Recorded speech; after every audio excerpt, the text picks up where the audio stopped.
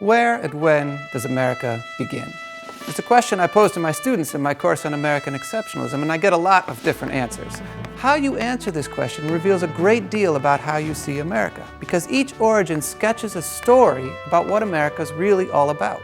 Why are the Puritans on this list? They're not the first people here. They're not the first English people here. They're not the first English settlement, and they certainly didn't start a country. So what puts them on this list?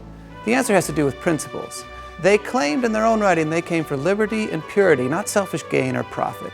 And putting them at the foundation of America means that America has always been about some kind of higher purpose. For we must consider that we shall be as a city upon a hill.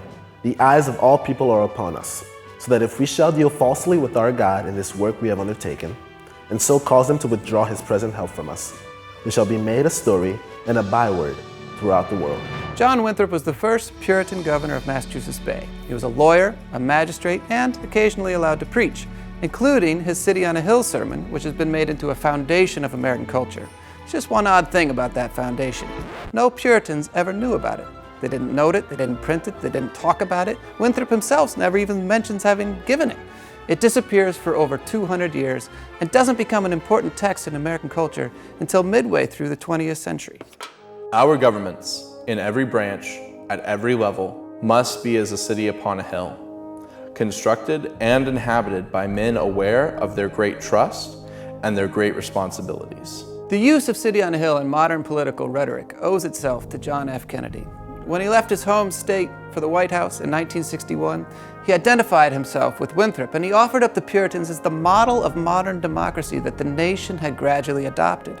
Now the nation had to live up to its own responsibility of modeling that democracy for all the world to see. It was a powerful narrative, and it was a long time in the making, and JFK made the most of it in just a few minutes. The power of that story would not be lost on future politicians.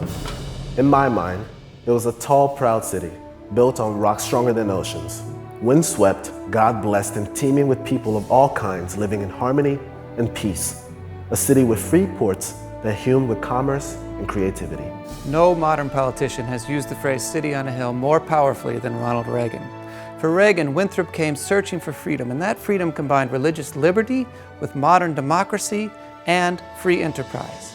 All of these things came about in America not through gradual change, Reagan argued, but through the unfolding of the first principles. The language of American exceptionalism, calling America a city on a hill, is always the writing of American history. It's a history in which truth emerges at one founding moment, and every generation since then is called upon to preserve that truth and to pass it on. As the earliest settlers arrived on the shores of Boston and Salem and Plymouth, they dreamed of building a city upon a hill, and the world watched, waiting to see if this improbable idea called America would succeed. Obama's use of Winthrop's sermon perfectly illustrates the way it shapes modern political rhetoric. Not only have the Puritans replaced others as the earliest settlers, but they've been presented as the foundation of an idea, this improbable idea of America. Whenever politicians or others turn to the Puritans as the origins of America, they define America not as a place or a people or even a particular set of politics, but as the pursuit of a higher purpose. We find the narratives we need to define America now and press it forward by keeping it faithful to this story of the past.